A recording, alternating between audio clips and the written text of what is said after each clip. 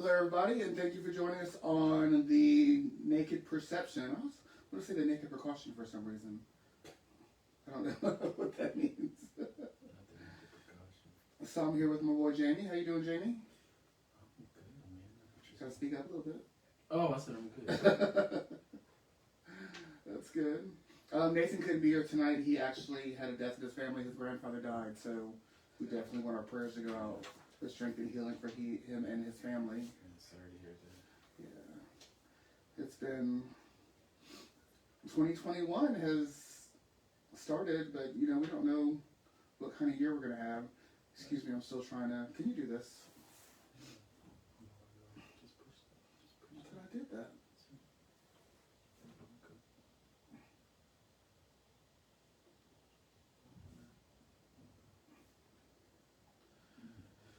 Technical difficulties.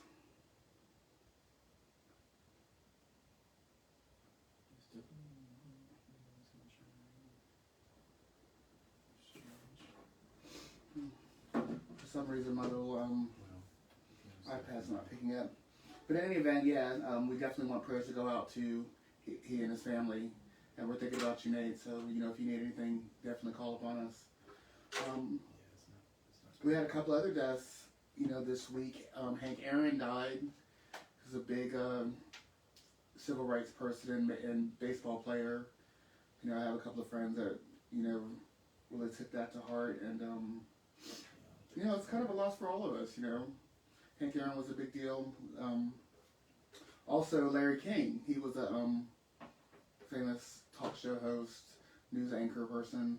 And he died this week also. I think they were both in their 80s, so we definitely want to send out prayers to them, to their families. So it's been a year, and it seems like it flew by quick. Kobe died about a year ago. My grandmother and my nana died about a year ago. It only seems like it's been a couple months. We've had so much going on with COVID. Yeah, and I saw that yesterday. I was like, it's been a year? Yeah, it has been. It was a year for my nana on Saturday, and it's crazy. It doesn't seem like it's been that long. Because we just don't have time to grieve. We don't have time to spend with each other and just go through normal procedures when something happens. So the concept of time has been thrown off so much. Yes, I still can't get my days back. I never know what day it is. It doesn't make sense. It's kind of weird. But yeah, when I saw that yesterday, I was like, that's been a year ago. Yes. That's just the election feels like it was eternity ago. I know. And that was 2 months ago. It was crazy. It has. I'm hoping that this year is going to get better, but we're pretty much off to the same start. Yeah, it's a lot going on. So we definitely want to do our best to, like I told someone the other day when we were talking, I said, if you take the situation, take all the dramatics, all the drama out of the situation, whatever's left over is what you deal with. And I find that to be a good plan of action. If you take all the extra stuff out of the situation and deal with just exactly what's going on, that's a good rule of thumb. That way you won't have all the extra stuff and all the extra shenanigans and all the feelings that get involved. Just deal with what's happening openly and honestly, and things will work out one way or another, the way they're supposed to. Sound like something I would say. Yes. Rubbed off. Probably rubbed off on me somehow. Sound like something I would say, because I definitely believe in that. Especially when there's a lot going on, you can't feed into all the drama and emotion, because it's only going to make it worse most of the time. Right. I'm not telling you to be dead, but sometimes it's in certain situations you just don't have time for emotions because you stay there too long. It makes stuff too complicated, just messy. It's what's the underlying issue that we need to deal with, and that's what we need to deal with outside of all this other stuff. Because the other side is you're not dealing with the issue, you're fighting for dominance. Someone has to be right, or someone wants to be, just in charge of the situation. They just want to be heard. Right. And those things don't work. There's nothing wrong with being hurt. When you've been wronged, it's perfectly okay to acknowledge that. But being hurt is not solving an issue. It's you just being hurt. Right. That's a tough pill to swallow, because sometimes people feel like, so much has happened to me, or there's so much going on that I deserve to just sit in this space, but sitting in that space isn't taking away the issue. So Right. that's not benefiting you. I mean, I know that's like the easy thing to do in my opinion, is to say, well, you did this to me, and then I'm gonna just sit in it. But that's not doing anything for anybody, Right. including yourself. You're not making anything in your life any better by just sitting and hurt. That I know that sounds horrible. It Like, doesn't sound but it's horrible true. because when you sit in hurt, when you wallow in pain, especially after a certain amount of time, you're not trying to move on, and it's not fair to the person, even if they're an ass or just a big jerk.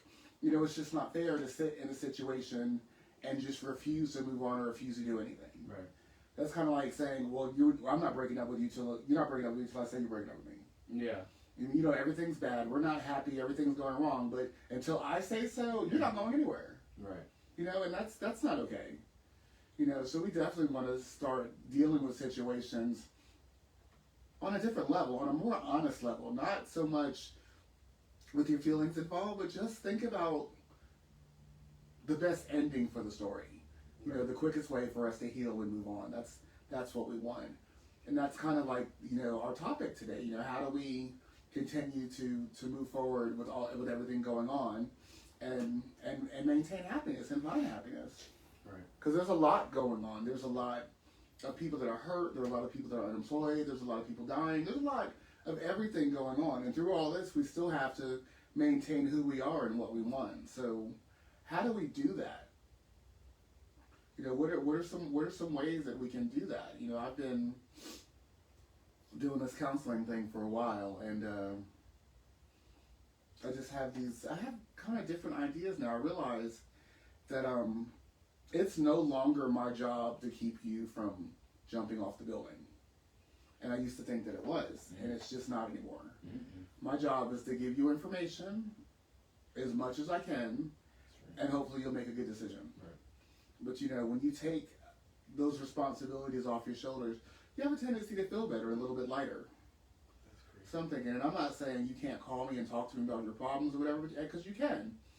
But I know now, and I think I've always known, but I really know now that my job is to give you information that you could either choose to use or not use. Mm-hmm. But the end of the story is not my problem. It's yours. I think I had to tell somebody this that I know recently. I said, there's a difference between you listening to someone and being the person they can go to talk about their issues, and you being their dumpster. Right. There's a thin line between the two. When you find yourself getting frustrated or depressed or upset about other people's issues, mm-hmm. to a point where it's consuming you, and you're telling people, oh, they called me and talked to me again. At that stage, it's clearly annoying you, right. But you feel some kind of obligation to keep having this person come to you with this same problem over and over again, out of some kind of loyalty. But at some point, you have to let this person know that, you've come to me about this issue several times, and I haven't heard or seen any real progress on it. You've just continuously came to me and talked about how terrible it is. Yes. And at a certain point, that's going to affect me, because I have issues that I have to deal with as well. I don't want to sit on the phone with you every couple of days and talk about how terrible something is in your life. Like that. And you've made no effort to change it. Nothing's been done. Effort. Or you don't want to accept reality. Right. Because that happens a lot too. Like, people want things to be the way that they want it to be instead of dealing with how things actually are. And I think that frustrates a lot of people. Right. But you can't. I put this on Twitter all the time. I live in a world that I have, not the one that I want to be living in. Yes. And that, we should always strive to have a better world. Who said we weren't doing that? I'm simply saying, if you're going to strive for something better, you have to live in the reality of the moment to currently assess where you are so you can go forward. But if you're living on this fantasy planet where you think, well, like, that's not reality. You can't get to the ultimate reality you want if you are dealing in this alternate. I don't know what who pulled you aside at such a young age and gave you all this information. But some of the things that you say, a lot of the things you say are very true. And one of the things that always sticks out of my head is that you always say, why do we constantly try to get acceptance or try to belong to situations that either people that don't want us or that don't want us around? Yeah. And I think about that a lot. I actually think about that probably more than I should, because it's a good guide. It's like you're trying to force yourself into a situation, trying to make this person like you, or, doing all these little tricks and trades and spells to make these things happen. They don't want you. Because it's not authentic. You're not supposed to be there. Mm-hmm. So if you're not supposed to be there, find someplace else to be. Find out where you're supposed to be. You may not need to be in that relationship. You're not supposed to be with that person. Mm-hmm. All those things come to the light. Yep. Take all the dramatics out of the situation and deal with what's real. Yep. And that's how you move forward. Because at the end of that story, when you're constantly trying to make somebody do something, you're going up to their job, sending emails and doing all this extra stuff to try to destroy the situation. It's obvious that it's not supposed to be there. Right. It's not. It should not be that. I know this sounds idealistic, but it should not be that difficult. It just shouldn't be. When you're supposed to be in a space, yes, you're gonna encounter tension, you're gonna encounter issues. But if you're in a space and you're constantly it's too much going on all the time, it's not a space you're supposed to be in. Right. It's just not. That because people don't know the difference between disagreement and conflict and like utter chaos. Like it's just not working at all, but you're trying to make it work because for some reason you want this so bad. Right. And you have to recognize that even if this is what I want, this is not benefiting me. It's just not. We can love somebody to death, but if somebody consistently shows you a certain thing and you choose to overlook it and you're still hurt by it, that's your fault at that point. That person has showed you over and over and over and over again, this is how I view you, this is how I'm going to treat you, this is how I'm going to deal with you. And for some reason, you want this to work so bad. And it's not because you're benefiting from it. I don't know what it is. But you want it to work so bad that you're willing to consistently just overlook stuff. And then you're in this cycle of, well, no, you have to. Me, after a while, you know me, Todd. After a while, I'll be like, that's okay, whatever.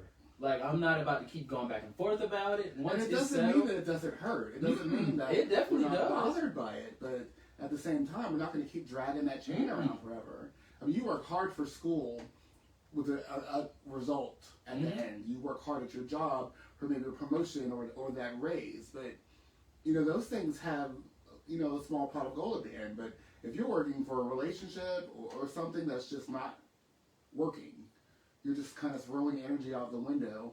You're not getting the responses that you need, and it's just being more hurtful. The more you try, the more hurtful it comes. And ignoring those things don't make anything better. So being in a relationship just for the sake of being in a relationship or having a title or whatever, they just don't work anymore. It's 2021. There's a lot going on in everyone's life. So just think about how you want your life to be, and we're going to try to make that happen. That's what we do.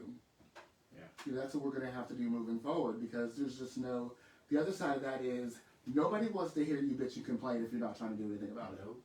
I don't want to hear he beat me again, or she cheated on me again, or she went through my phone for the 9th time. Right. Those things, they just get old. Yeah. And it's not an easy thing to do, but like the expression goes, don't be afraid to leave, be afraid to stay. It can be an easy thing to do. Wow. It can be an easy thing to do. If you want to make it hard, you can make it hard, because at the end of the day, a decision is a decision. It doesn't matter if it was easier. Really, it doesn't matter if it was easy or hard. What matters is that you make the right decision. Right. Like, something can really hurt, but if you make the right decision, then you did what you were supposed to do in that situation. And you'll mourn. I mean, the mourning is not just about, someone dying. It's about the ending of something or losing something. So you can mourn in a situation and, mourn the loss of a situation. It just means it's a period that you're going to have to go through until you begin to feel better. And, but if we don't ever get the process started, it's just not going to happen.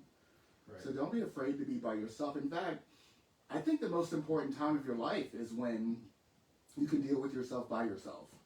You should be able to spend time alone. I mean, it's COVID. You have to learn how to, spend time by yourself these days. I mean, a lot of us are alone a lot. Yeah. For days at a time, so it's very, very important that we get those things together. Yes. Together. Okay. I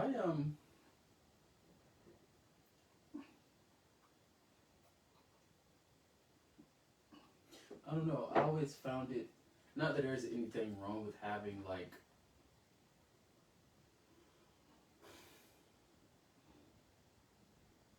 I don't know.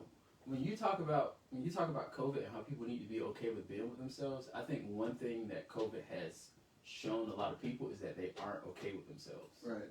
Absolutely. Because there's a deadly pandemic going around, and the best way for you to avoid encountering it is to pretty much insulate yourself as much as humanly possible outside of reasonable, outings. And you just got to go to the club. You just got to throw a party at your house. You just got to have something. You're not securing yourself. Right. Because if you were, you would be able to stay at home for the sake of your health. I don't care what you say. There's something there. Like a lot of people who are like, oh, I gotta try. Like what? You can't sit around somewhere? Like there's if you were told by the doctor that there is a bowl of Starburst and there's 100 Starbursts here, you can eat one of them, but 37 of them in there are poisonous. Right. Are you still going to eat one of those Starbursts because all of them aren't poisonous? Are you going to make a logical decision and say, hey, I should just avoid the Starburst altogether? Right. If you can't do that in this situation in relation to COVID, something is wrong with you. I don't understand. I don't get it. Like, what's wrong with people that they can't sit down somewhere? Like, you are that scared to deal with yourself and to think about things you probably don't want to think about, that you have to have these outings to detach yourself from your actual reality because you don't want to deal with your issues. That's how I feel about people who drink like a lot, or who smoke a lot, or who do anything a lot that detaches from dealing with stuff that you have to deal with. This applies to me too. Yeah, I have these same. What's escapism about? It's escapism. It's like it's not dealing with what's in front of you. And honestly, the amount of I have literally gotten into arguments with people who I followed on Twitter about staying in the house. And I'm just like, what is so difficult about staying in the house? Mm-hmm. The only other place I go to is to the gym. I go to the gym, I go to work, and I'm at home. Those are the only two places I go. And then I go to the gym when there's nobody there. I normally go to the gym at 8:30 at night, or I go early in the morning, or I don't go at all. I'm pretty much the same way. When it gets packed, I leave. I go to the Y in Decatur, and that's never packed. And they have every other machine in use, and cleaning products everywhere, and then if I'm not going there, I'm at work. If I'm not working, you'll see me at the grocery store. Right, yeah. Other than that, I'm not doing too much. I've had these past 3 days off. I've had Monday, Tuesday, and today off. I haven't done anything. Yeah. Really at all. And COVID is no joke. Seriously. I mean, it's not. You're not. Some of you may not know this, but my oldest brother, is in the hospital now because he has COVID, and he's been there for about a week or a little bit longer. He's doing a lot better now, but he's been through it, and just listening, knowing what he's been going through and seeing the effects it has on the family is just because you can't go visit. You can't do nothing. You can't. My mom, she's ready to, send rockets over the hospital because she can't go see her son. Right. Yeah. So I mean, it's very serious, and it takes a lot to go through it. Yeah. So because I think ultimately, that's the thing about this, is that because it has not personally impacted certain people, they do not see the value in doing anything that these people are recommending that we do. Like, I don't understand it. And to go back to the Hank Aaron thing, he got vaccinated, and then like a week or two after he died. So now people are basically saying that the vaccine killed him, as if he was an 86-year-old man. Right. Who probably was already dealing with health issues, as far as I know. Mm-hmm. Same with Larry King. Same with Larry King. Larry King had cancer how many times? like a couple of times. He's had several heart attacks. He's had cancer. He's been through a lot. Yes. And for him to even make it to his age was a miracle, Right. based on the stuff that man went through in his lifetime. Absolutely. Like, when I read the amount of medical stuff that man went through, I was like, Jesus, how is he still alive? So it's just like, there's a level of irresponsibility that I can't overlook. And I've lost followers. I don't care. I don't even pay attention to that, really, to be honest. But I'm not gonna have you on my timeline spreading foolishness. Right. Like, if I follow you and I see you say something crazy, I'm gonna say something about it. So there's a lot of people who follow me for the wrong reasons, you know, because I might post a little body pic every now and then, so they think that's what that page is for. My page is very politics heavy. So it's a lot of people who follow me and they're surprised because I might post a body picture. So, you know, you get a lot of followers for that. But that's like 10% of my page. Most of my page is literal policy advocacy, having discussions, and yes, disrupting false narratives, because I hate them, because they're damaging to society.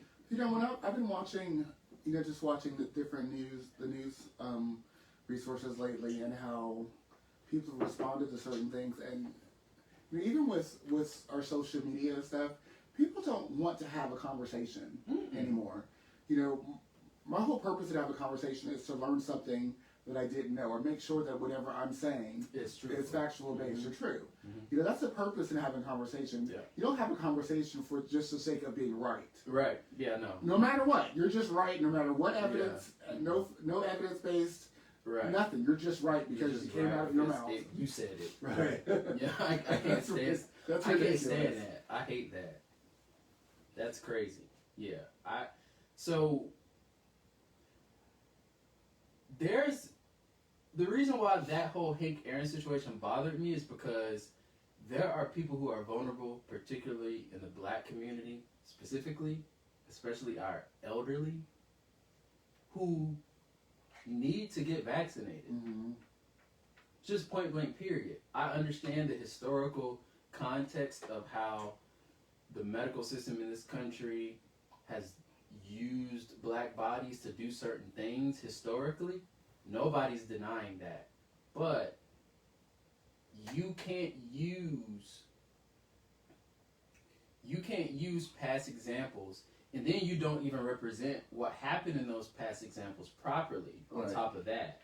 Because a lot of people go back to the Tuskegee experiment thing, and they say, well, the government gave the people syphilis. That's not what happened. What happened is they did not give them the syphilis treatment. Right. Once they found out that penicillin would treat syphilis, they refused to give it to black people. That is what happened. Those people already had syphilis. It's just the medical community, unfortunately, just like it is now, still deals with a lot of systemic racism within its structures. So that was the result of it. So when you are going to use a historical precedent, you need to make sure it's factual, because that's a big difference. Right. The government giving you syphilis versus the government not treating it, and they know they can't. To me, that's a big difference. So with this COVID thing, and unfortunately, I'm just gonna be. I'm not saying there aren't white people who do this, because there are definitely white folks who think the vaccine is gonna kill people. But the amount of black folk that I encounter with this mindset, and then you unpack it, and there's no justification for it. Right. I haven't so much seen the mindset, but the statement has always been, I'm just going to wait and see what happens to you. That kind of thing. But they've already done, that's the point of having clinical trials. I've been vaccinated, I've had both shots, and... Like, I know, I have coworkers who are elderly, who have been vaccinated. My mother's been vaccinated. Who are perfectly fine. But then there's this other thing that people think that if one person encounters adverse effects from something, that means it's bad. Yes. They literally told you that 1% of the population who gets vaccinated, there will be adverse effects. That's how science works. You will never get a product that is scientifically proven to work where somebody isn't negatively impacted by it. And they tell you if you have severe allergies, like anaphylactic shock type allergies, you probably should not get vaccinated. And so you know this for yourself, but if you're fine most of the time, if you take the flu shot and don't have any adverse reactions, more than likely you can take this. Yeah. You know, so I mean, don't be afraid to to treat yourself. I mean, those things, that's not a good thing to do. You know, and I had one of my cousins, when she found out I had the vaccine, she wrote me and said that sent me an IM saying that my DNA is ruined or something like that. And that's the stuff that pisses me off. DNA is a done deal. You can't change It's it. done. You can't alter It's it. done. Unless they're going to make a bunch of clones of Todd running around, I think the DNA alter is it. good. DNA is something that is set, is there, it's not being changed. Right. When doctors can do that, that's when I'm gonna be worried. If it changes to make me a mutant, give me some mutant powers, yeah, we good. But otherwise, I think we'll be okay. I just, So, there's a lot of myths going around. So, get information and get the truth. I mean, that's what we need to do. Yeah,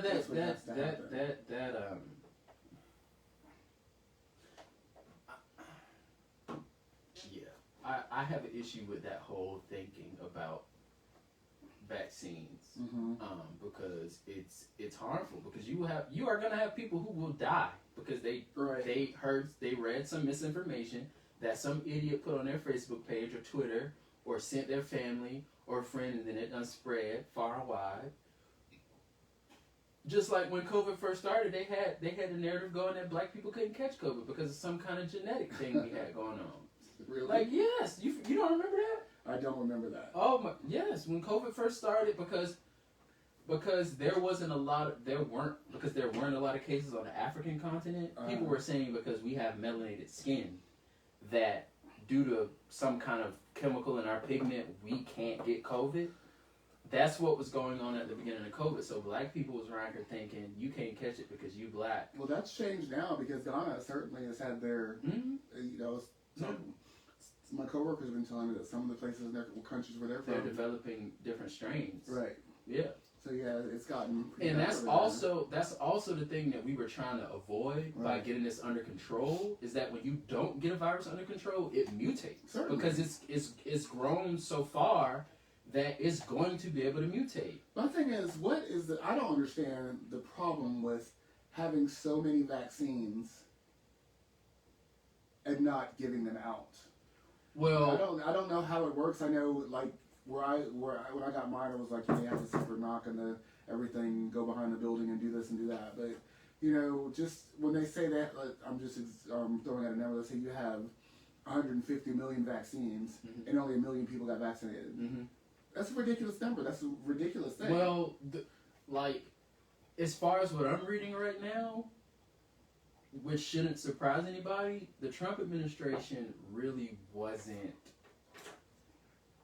Is anybody surprised that we're finding out that they lied about certain things? They lied about the fact that we had a vaccine reserve that we didn't have. They lied about, like, I read today that Biden is ordering, I believe, 200 more million doses of the vaccine, but previously people made it seem like, well, that's all we could get at the time. No, you have to. There were not competent people running our government for 4 years. That's all that I really can say. Did we have a president?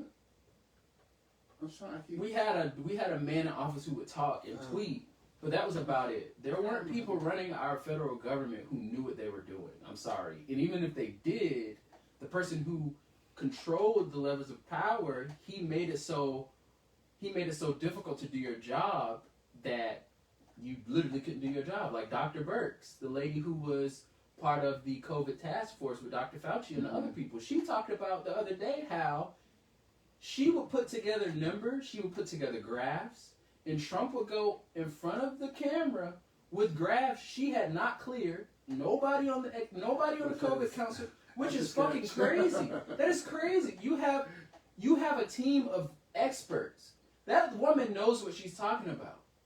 But now her whole reputation is trashed because she tied herself to an administration that was ran by a crazy person. And now she has no credibility because people feel like, well, if you knew that, you should have said that. You should have resigned. You should have said it. And I agree, because this man was going out every day for weeks at a time and giving people false numbers.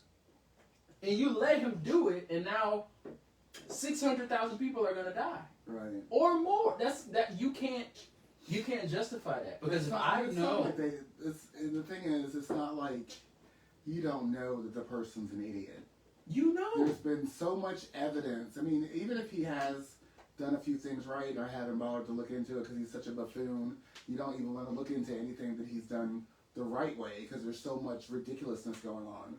But you know what's going on. Right. You've seen it firsthand, and to support him in any way after everything he's done, even today, after what happened on January the 6th, to continue to support him is a ridiculous concept. Mm-hmm. It really is. I mean, take your ass to the woodshed for a beating kind of concept. You know, that's just ridiculous. And I'm glad that he's gone. Hopefully we'll get to a point where we don't have to mention his name anymore, you know, and give him credit for anything that he's done. Hopefully the whole thing will just disappear, but it doesn't look like it because the GOP is still doing their thing. I put this on Twitter as well. Donald Trump was not an abnormal Republican. The only thing about Donald Trump that was abnormal to certain Republicans, or how people conceive the Republican Party or Republicans in general, is that he said exactly what they say out loud. He acted the way they wanted to act. With all the support that he had, clearly He was a regular Republican. He got supported by... and they're still supporting him. They still support him. An overwhelming right. majority of Republicans still support him to this day. And if he was to run in 2024, he would still be leading the pack by 20, 30 points, according to polling. They say 45 Republicans voted against impeachment. Yeah. Ridiculous. Including Mitch McConnell. Of course. So he needs to be... I'm not going to say anything negative, except he's a... So you can't... What the Republican Party is about to attempt to do, some of them, they are about to attempt to... And they're already doing it. They want to talk about unity all of a sudden now. Now everything is about unity, and if Joe Biden tries in any way to hold them accountable, or hold the previous administration accountable for anything they did, well, you're trying to divide the country right now. And that's when the Democrats need to grow a pair, because this always happens. I would say fuck it. Whenever stuff like this happens, like the Republicans can do whatever they want. They can do whatever they want. Say whatever they want, be as immoral and irresponsible as necessary without any repercussions. And now that the Democrats are in charge, they're going to hold them to such a strict moral compass, and it's so hypocritical. They should just burst into flames just by saying something. It's just like when you think of Benghazi. Benghazi happened and 4 people died, and when you look at the Inspector General's report about what happened there, it pretty much was a breakdown in communication across a whole bunch of agencies, right? Which happens all the time when you're running a country that's in every geopolitical. It's everywhere. The United States has stuff everywhere. It's just so much shit everywhere that it's difficult to have perfect communication on every issue at all times. So that caused a breakdown in communication, and 4 people died as a result. Yes, people should be held accountable. But if you're telling me that Republicans investigated Benghazi and launched dozens of investigations, well, not dozens, but like 12 or 13, for 4 people dying, not minimizing their deaths, but an administration ran a response to COVID where 500,000 people plus are going to die, and now we just got to move on. There should be no accountability. Then this thing happens at the Capitol. You have members of Congress on the Republican side who literally refused to wear a mask as they were being almost murdered. Right. And now their Democratic colleagues are testing positive for COVID because these Republicans wouldn't wear masks. Right. Like, there has to be some accountability here. There just has to be. She was on, she was saying how she walked into the small room where they were being held, supposed to be a safe room, and many of the Republicans were not wearing a mask, so she chose not to go in there. Yeah, I think you're talking about Ayanna Pressley. And her husband ended up, her husband has COVID now because they weren't wearing masks. And people can say, oh, well, you don't know that. No, we do. We do. That's pretty much how it works. That's how it works. This idea of people that have, well, you might catch it. No, that's how it works. If people haven't caught COVID for months into this thing, and all of a sudden they're in a room full of people, or with people who just refuse to do the basics, and they catch COVID, that's how it works. That's how it works. Ridiculous. It's unfortunate, and what a lot of the media is going to attempt to do under Joe Biden's presidency is hold him to a higher standard because they didn't hold Trump to one. They started to hold Trump to a high standard. They can't. Towards the end of his presidency, they got real bold and real heavy about Trump doing this and Trump doing that. You can't hold the donkey to a higher standard. I mean, the donkey is just going to be a donkey. You can say what you want and report what you want, but he's still going to be a donkey. Yeah, that's pretty much how he was the whole time. Yeah, that's just like I saw a couple of days ago. There were journalists saying that. I apologize, donkeys. Well, the Biden administration isn't giving us clear answers on the state of the vaccine distribution. They've been in office for, at that point, it was like 3 days. Right. They aren't going to have an accurate assessment of where a national vaccine distribution plan implemented by a previous administration is. No, this is a dream for them. You know, Fox News and all them, they're just having a field day. Yeah. You know, with it's like you just reporting on stuff that he hasn't even had time to do. Right. He just got in the seat. Right. I mean, you even see that amongst like people on Twitter. Like you have people on Twitter who are like, "Oh well, he said he would do this on day one."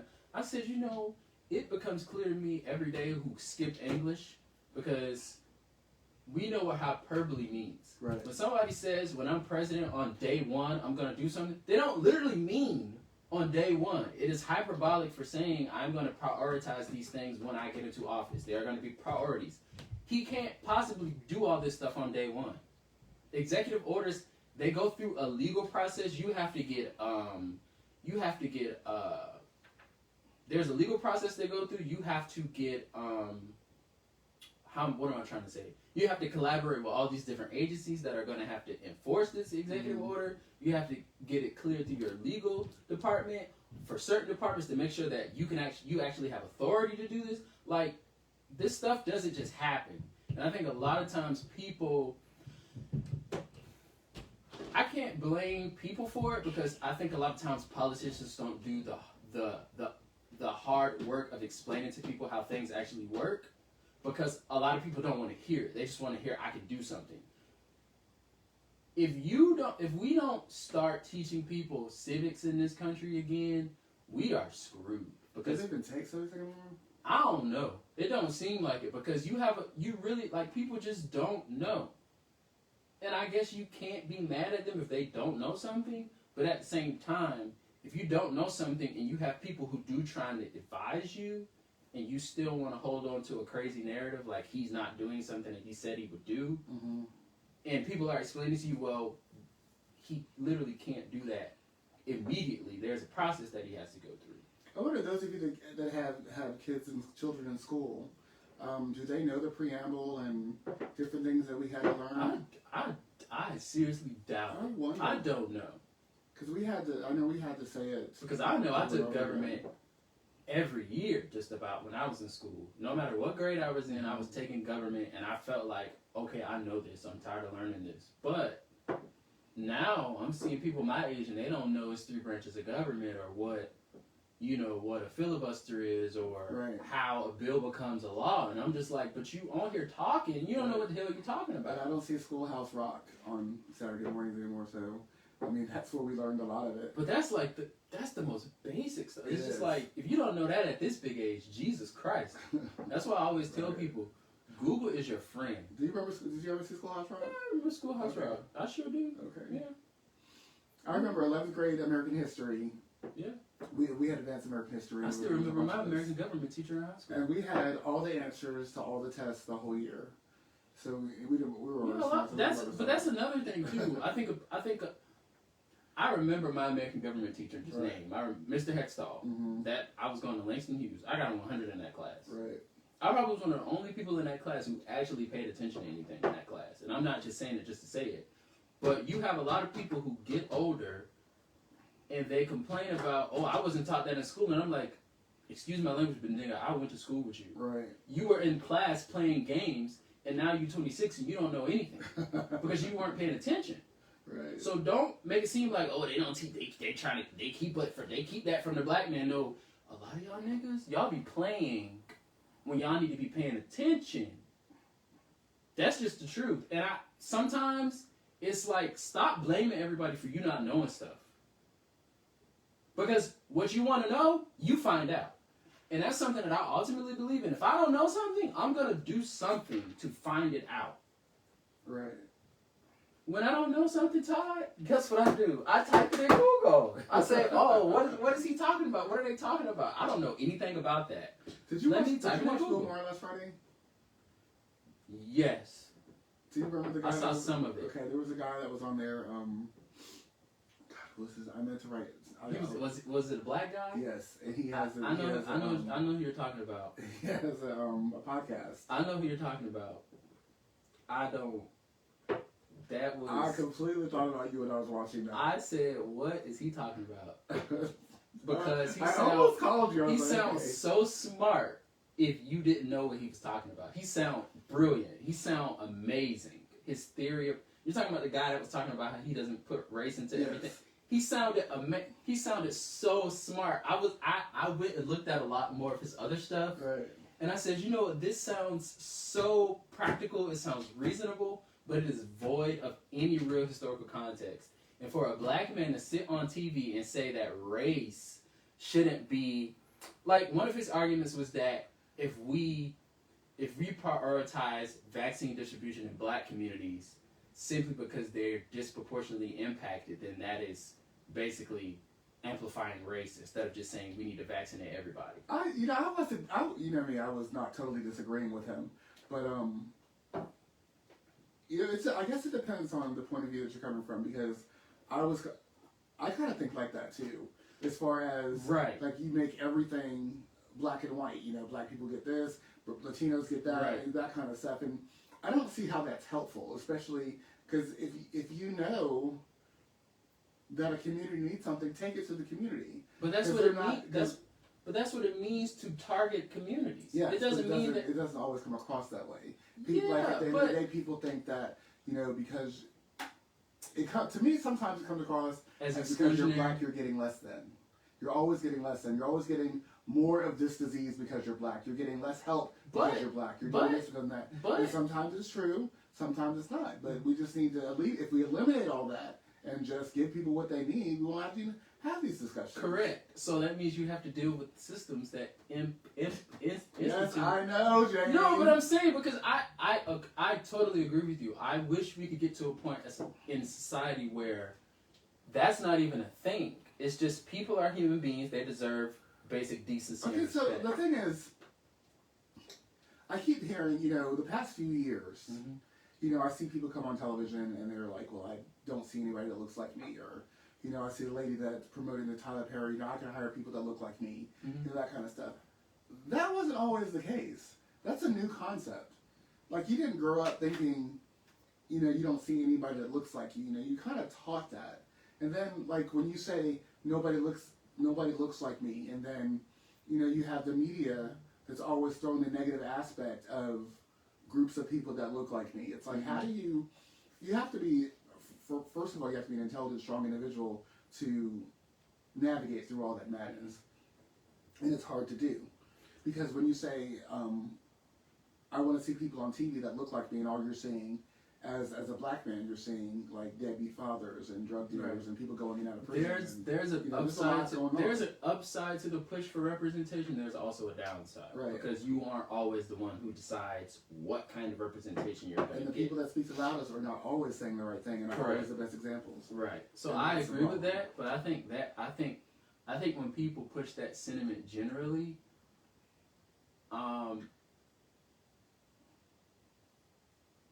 I tend to agree with it.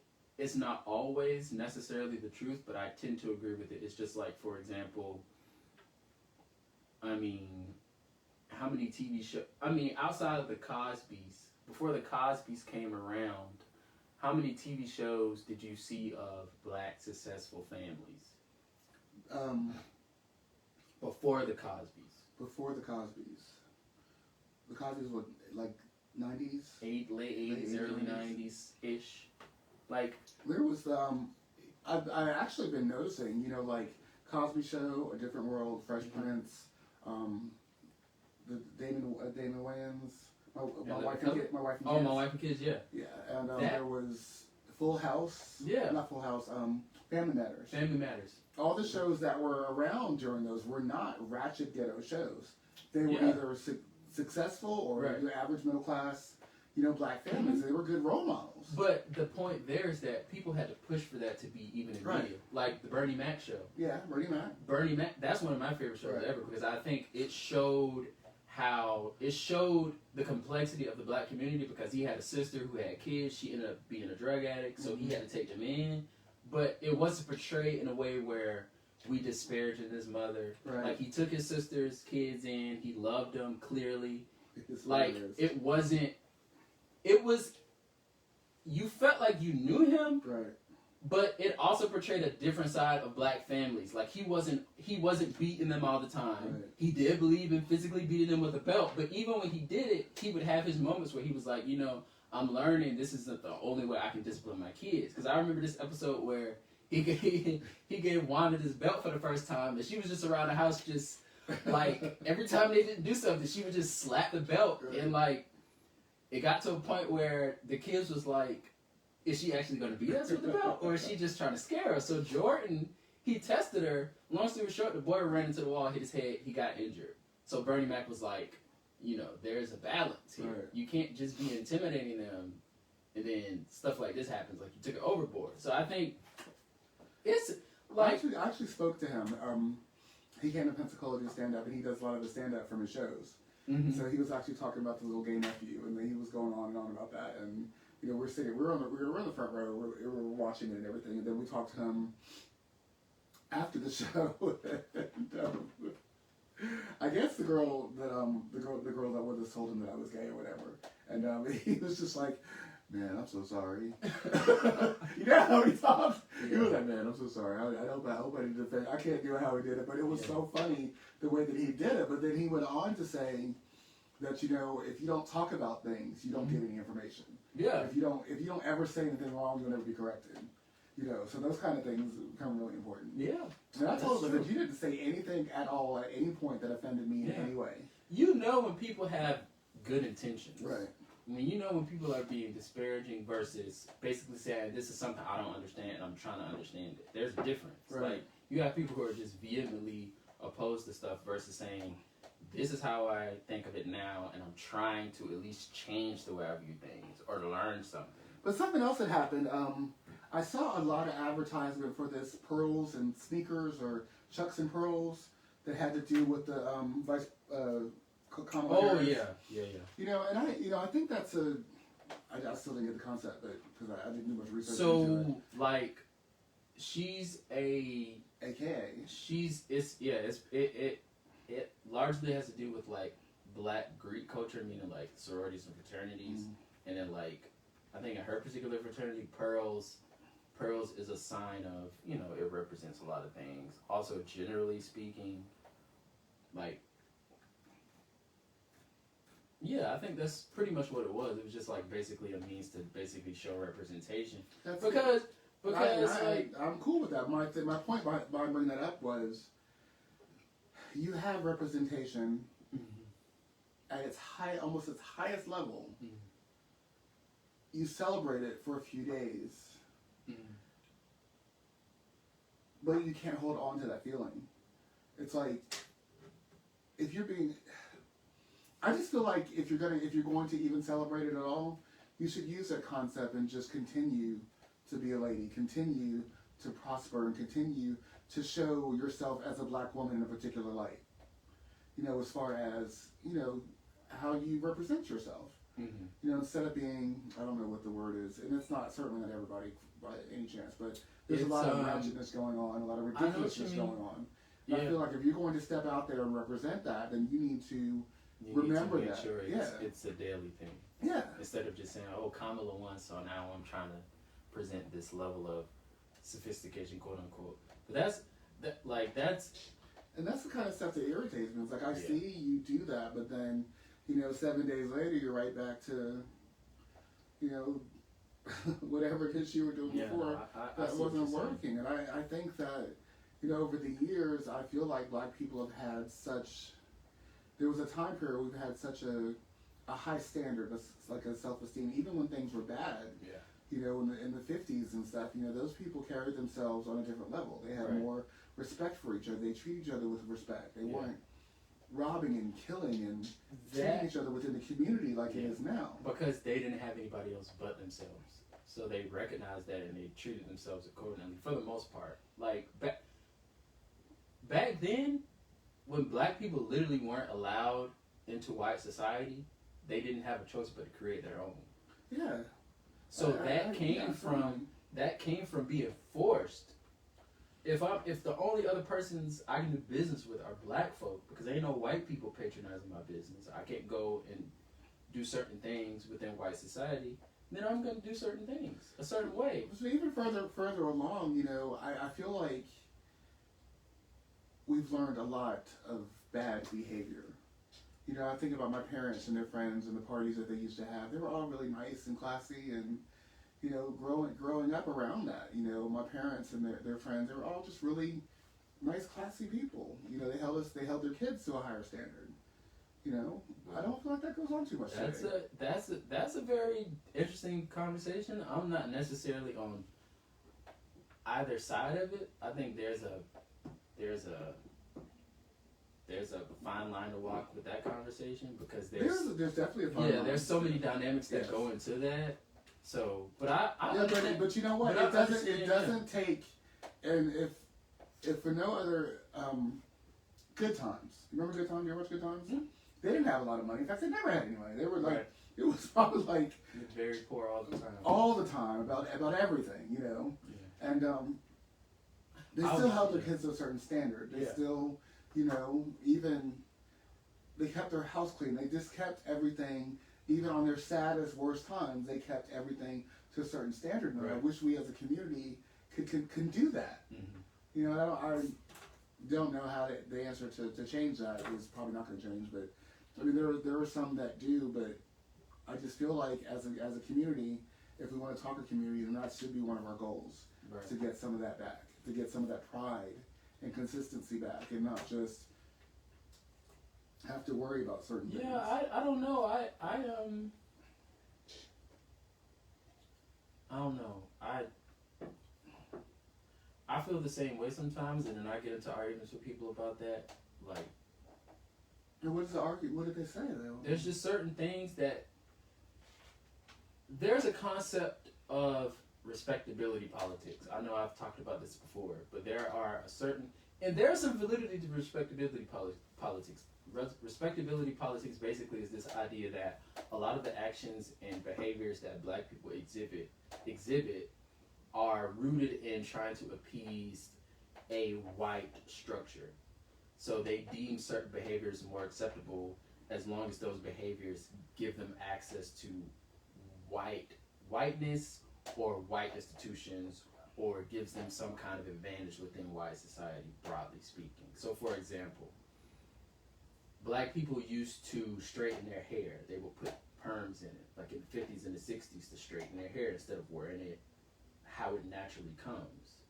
That is a form of you trying to change your standard of beauty to fit a white social structure, because whiteness, broadly speaking, was, especially back then, it was the image of beauty. Mm-hmm. There weren't media campaigns nationally when it comes to beauty products that were catering to black communities. You had what's the lady name the black lady who got really rich off of her hair care products? Mary McLeod Bethune, I want to say her name is, or one of these women.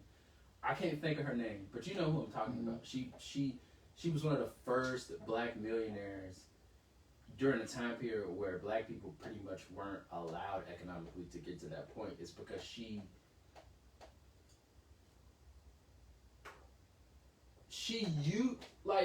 you have people who feel like what she did was respectability politics, because she pumped products within the black community that pretty much made our community conform to white beauty standards. You see what I'm saying? I do.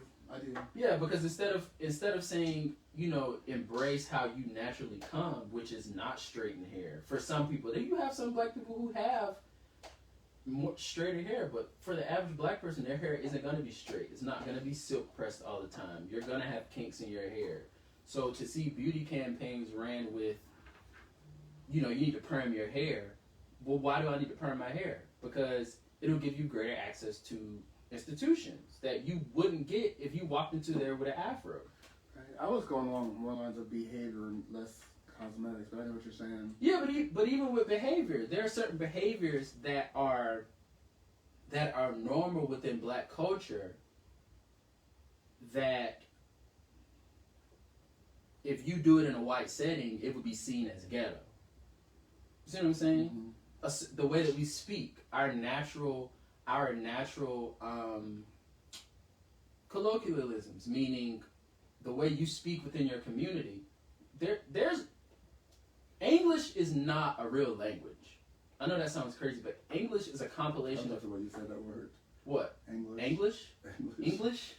I say English, right? See stuff like that. Like, I can say, like, people tell me I speak proper, but I still have a certain, like, I'm from Savannah. Like, people in Savannah, they speak a certain way. You probably wouldn't know I was from there until, like, if I went back to Savannah and I had a conversation with somebody, it would literally come out of me because that's how we speak in that area. Mm. So, like, me and my mom and my brother, we have conversations in public, and people be like, where y'all from? And we'd be like, Savannah, and they'd be like, oh, we thought y'all was from New Orleans, because there's just a certain kind of way we speak to each other. Okay. And in certain spaces, that would be seen as you're not as educated because you might not sound like the standard white English-speaking person. So, that's why stuff is so complicated and nuanced. There's not this is what it is. It's so much that goes into these things. And a lot of times, like you said, we want to make it black and white instead of dealing with, where this stuff comes from. Well, I'm just hoping that, we having more role models would give us a little more respectability. But I understand what you're saying. There has to be, and I was literally talking about this today on my Twitter page, because there's this girls group. They're like sisters. Have you ever heard of Chloe and Holly? No. Chloe and Haley. Okay, so they're this female girl group. They're like, I think the oldest one is 22. The other one is 20. But Hallie, that's the girl the black girl that's going to play Ariel.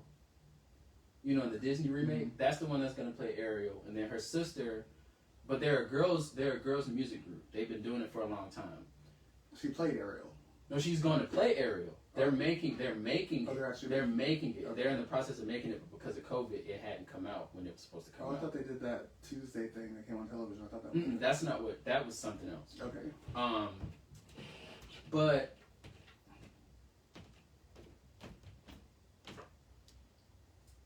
I was talking about how for black women in particular, a lot of times their talent isn't even considered until it's been sexualized. Yeah. Black men too. Black men too, not to the same degree. But you can guarantee. But you can some by of them. By the time you get to the bedroom, you're all oiled up and shiny and yes, naked. Yes. That's how it always is. With black women, like when you look at black female rappers now, I'm not saying that they haven't always had the ability to sexualize themselves or show their sexual size, but now you have to do it. Right.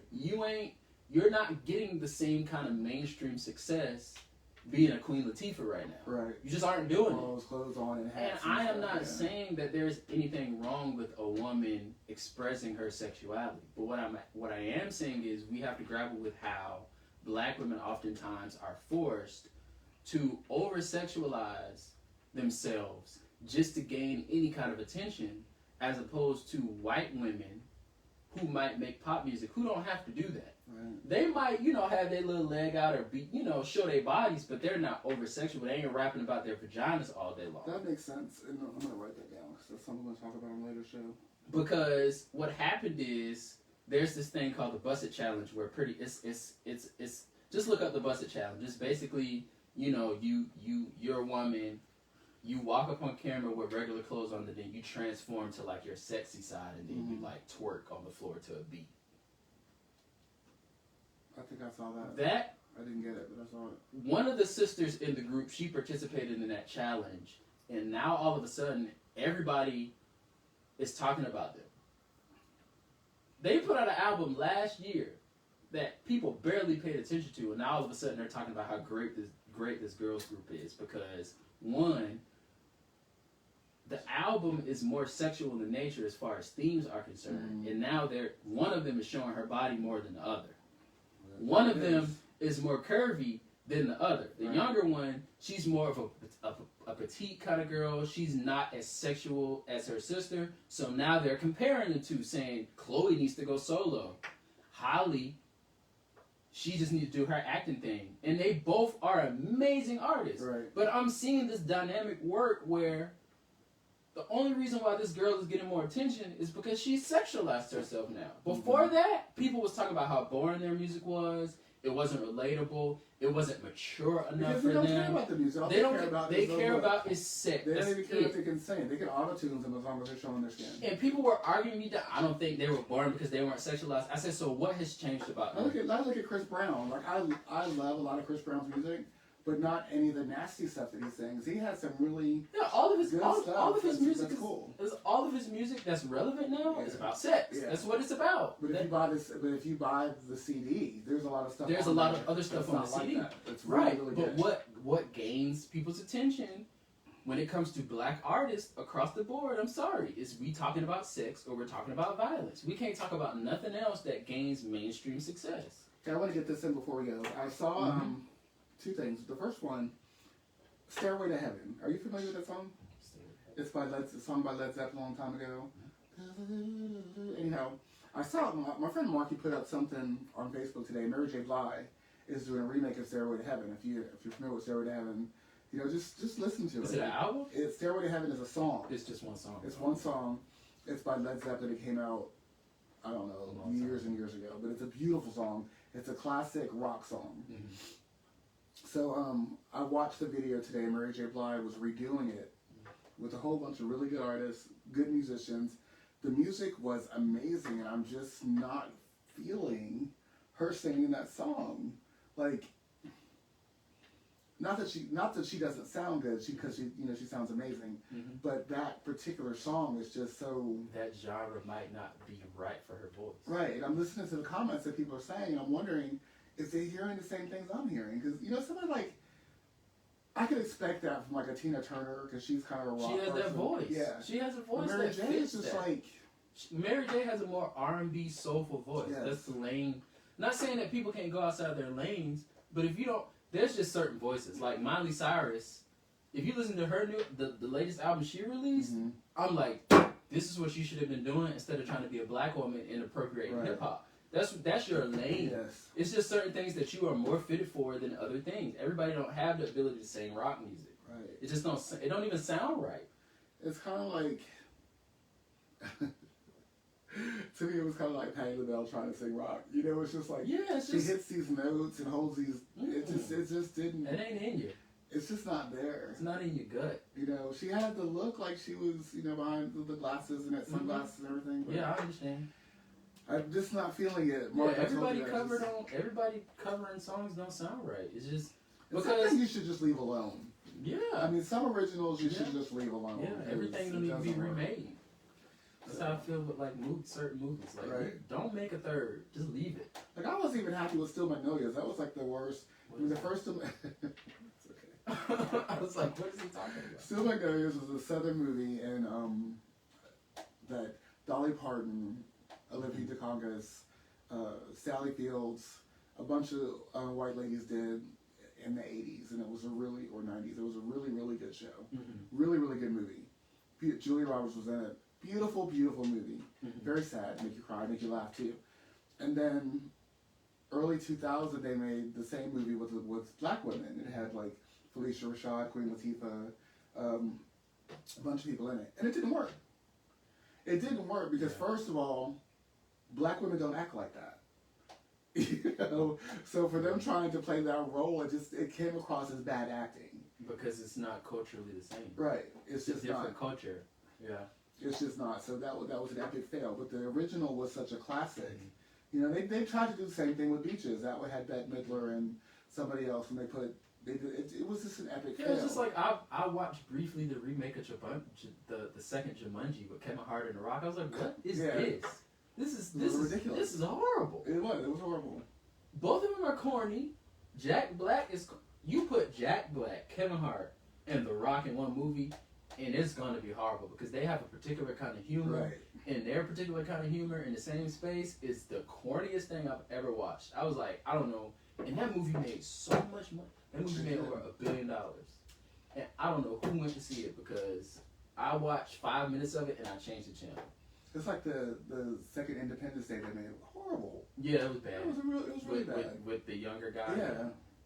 It was real bad. Yeah, it was bad. He was in the Shaft remake too. That was bad too. Oh, I didn't even see that. Yeah, it was horrible. I'm surprised Samuel L. Jackson even did that. I was shocked. I was like, this is so bad. Yeah. It was. So, my new little friend, Espanique, Espnique. He is a rapper he's a rapper. He is really, really good. He's got some good messages on his Instagram that might be very helpful. His music, I'm not a big hip hop fan, but I listened to his stuff and I was amazed. It's really, really good. And I'm going to have him on the show, so he'll be on here soon as we can set up a time. But it's Espanique, Espnique. Very, very, he's amazing. He's got a pretty good following. He's going to, if he's not already, he's going to be something. He could already be famous, I don't know. But he's definitely getting there. He's definitely on his way. So keep that in mind. And if you bought tickets to a show recently that's coming up, he's not going to be there. He did say that you can get your money back if that's what you want. But he apologizes for not being able to make the show. But he did say there will be some other rap stars there that'll be worth seeing. So if you want a ticket to that, definitely check that out. But just know that he's not going to be there. So I just have one brief thing to say. What's that? As far as how the Biden administration has gone for the first week. Okay. I think it has been great. Yeah? The issue I'm having with people is that they are still trying to make Joe Biden somebody that he's not. Joe Biden did not run as Bernie Sanders. He did not run as Elizabeth Warren. He ran as Joe Biden. And he's in his late 70s. He's not changing. He's not changing. At all. He told you exactly what he was going to do. And what so far, he has done literally everything that he said he was going to do. Yes. There has been a kerfuffle. Those comments? Yes, they finally came in. Oh. There has been a kerfuffle about this $2,000 check situation. Have you heard about this? Have you heard any mention of this? Mm-mm. So, what happened? You don't remember Trump saying he wanted $2,000 checks? Yes, I do. So what happened is, the House and the Senate had agreed to a bipartisan agreement to pass $600 checks in the bipartisan bill that they had already passed through both chambers of Congress. Trump got the bill and randomly said, the $600 is not enough. I want $2,000 checks. That's what happened. He said, I want $2,000 checks. $600 is not enough. Nancy Pelosi that same night literally said, I will get a $2,000 bill passed in the House and I'm sending it to the Republicans. They passed it in the House, increasing it from 600 to 2,000. 600 was already agreed to. Of course, the Republicans opposed it. Right. Mitch McConnell didn't approve it. So what happened is Trump ended up signing the original bipartisan agreement that they agreed to, which was $600. Right. Biden said after that he still wanted to do $2,000. So you're going to do $1,400, right? That's how math works, correct? Yeah. So if I already sent you $600 out of the $2,000 that I wanted to send you, I owe you $1,400, correct? Yeah. People are upset because they're saying he promised $2,000 flat. I said, y'all are not about to do this because Not over free money. Seriously, I mean. that too. That people need it, and I get it. I could use it. I'm working a lot, but I can still use it. But, when someone's giving you a helping hand, that's not. And when you actually look at. And sorry for not commenting, by the way, because the comments are just now coming in. Yeah. So if we haven't said anything, that's. When you actually look at the way that the appropriation was written, when the proposal was drafted in the House, it literally says to replace the 600 with 2,000. It didn't say add 2,000 extra. Right. It said replace 600 with 2,000. If the Republicans in the Senate had amended the bipartisan agreement and included 2,000, it would have been a total of 2,000. It would have been a total of 2,600. So those of you that get your 1,400 and you don't like it, my Cash App is $Vince Van Vega. Just send it on. If it disturbs you that bad to get $1,400, $Vince Van Vega. Please send it to me. Yes, just send it. We'll do all kinds of great stuff with it. We'll make sure good. Because that's $2,000 you weren't going to get previously. And Brandon, I was not denying Mary J a chance to sing that song because she did it. I mean, she recorded it. I wasn't feeling it. It's not free money. It's our money. It's free money for a lot of people. I'm sorry, Brandon. It is free money because when you send, this is another thing that I think people need to understand. I know I talked about this previously because you have a lot of people who said, well, the only thing they gave people during this entire pandemic was $1,200 checks. That is not true. The only people who only got $1,200 checks were people who were not actually unemployed. Those $1,200 checks that they gave everybody below that certain threshold was supposed to provide stimulus to the economy. It was literally free money. Right. It was money you were supposed to spend as disposable income, not as a salary replacement. The unemployment insurance was the salary replacement for people who literally lost their jobs or who could document that their wages had been reduced, such as myself. So it is a lie to say that all the other countries gave people all this money and the United States did not. Actually, if you were on the expanded unemployment when it first passed under the CARES Act, you made 110% of your actual salary. Right. You have a lot of people who were making more on unemployment than they were making working full time or part time. And the rules were different because under COVID, you didn't have to go look for a job. Nope. You didn't have to send in anything. You didn't have to do All nothing. You fill it out. You just had to fill it out and send how it much in. money you made that week, how much, and correct. The money. So it is free money. It is indeed free money. That's what stimulus money is. Yes. That's what it is. But this is also the thing we have to grapple with. If the people who actually need the money the most aren't getting it, and they can't pay basic needs such as bills, provide groceries, if you're sending people $1,400 checks and the people who actually need the money isn't getting that, the stimulative effect that you're seeking to get from sending everybody those checks will not happen. So you're literally wasting money. Right. And this is something that I'm not just saying. Entire universities have studied this. And I've seen people on television talking about, giving everybody $1,400 again is ridiculous. And, that comes down to how do you decide who gets what? How do you get into somebody's household and determine what they need? Right. And that just doesn't work. So it's just money. It's just paper. I mean, I'm not saying you can go print more, but you can. And just give it to everybody. That way there's nobody being left out. Because you don't know what goes on in someone else's house. People that make $75,000, $80,000 a year based on two incomes, one of those people may not be working as much. So that 75 is going cut in half. Mm-hmm. So you're still having to run a household. Mm-hmm.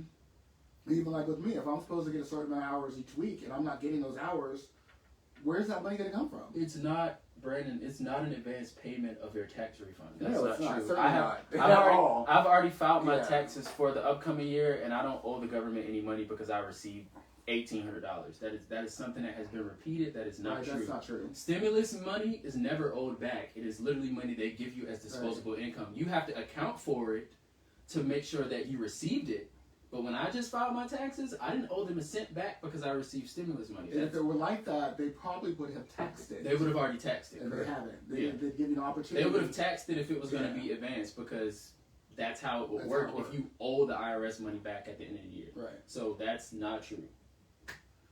I don't know who started that. I've heard a lot of people say that. I said, if you have anything that goes to the IRS that they give you, they would give you an opportunity to tax it. It's like if I got money out of my retirement, it's my money, but I get taxed for it. Right. So they'll send you a 10. I think they'll send you like a 1099 or something like that for that. Yeah. If you take So they aren't going to penalize you for sending you free money you didn't ask for. That wouldn't even make sense. Like, you sending me extra money and you telling me, now I'll owe you it back. Right. What was the point? Right. There's no point of it.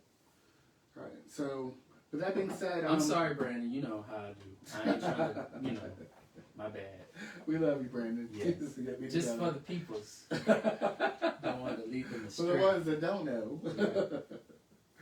So, don't forget, we are now on YouTube Yes. under the Naked Perception. Oh, I was going to say precaution. I know. The Naked Perception. So please go to our YouTube page and subscribe to the Naked Perception. Once we get a certain amount of subscribers, we'll be able to stream live from YouTube. I think they have it set where you can't stream live, from your phone, but like I can stream live from the computer, which is ridiculous. I don't know how that works, but I was working on that the other day. So even though you don't have the 1,000, you can do it from the computer. Yeah, which is ridiculous because it's a horrible camera. So I don't know. There might be a way around that. That is weird. But yeah. So definitely hit us up on. The episodes will be uploaded on YouTube, so you can watch it on YouTube under the Naked Perception. And don't forget to share the page and tell others and so on and so on. Also, our personal chef business, if you need any kind of desserts, meal preps, or anything, definitely hit me up on Instagram. My Instagram is Vince Van Vega. Inbox me, tell me what you need. Valentine's Day is coming up. So if you need orders, you need cakes, you need meals, let me know. You need dinners, I'm your man. Also, what else? The cover of my book, the photo shoot has been completed, and it's looking really good. So I'm waiting for those photos to be edited, and then I will upload the third vampire series onto Amazon Kindle. But if you want the hard copy, inbox me, and I will get that to you. Or you can go to lulu.com, LULU.com, and purchase the book there. And some of them are on Amazon too, so they're pretty much anywhere books are sold. But so you can get them. Just look them up and check them out. Otherwise, keep your head up, keep it moving, keep your mask on, and keep everything safe. And we will see you 2 weeks from today. Anything? Use Google. And use Google. I'm an advocate of Google. They should pay me as much as I name drop Google. Right. My mom surprised me the other day. She used Google. She said that she was looking for something, and she said, I Googled it. I was like, you what? It's an amazing She's like, I Googled it. The best resource. I was like, you ever. Googled? That's so great. Just Google it, child. Because I bought her a tab like this, so it's linked to mine, so everything she does, I see. She doesn't know it, but everything she does. She know not, child. She She's watching reading books left and right. It's so funny. I'm like, another book? How fast are you reading these books? And I have a feeling that my little nephew's probably ordering stuff too. Oh, yeah. The kids, they're smart nowadays. So it's free, thank goodness. So yeah. Anyhow, but we love you. Share the page and hit us up on YouTube. And until next time, talk to you later. Yeah.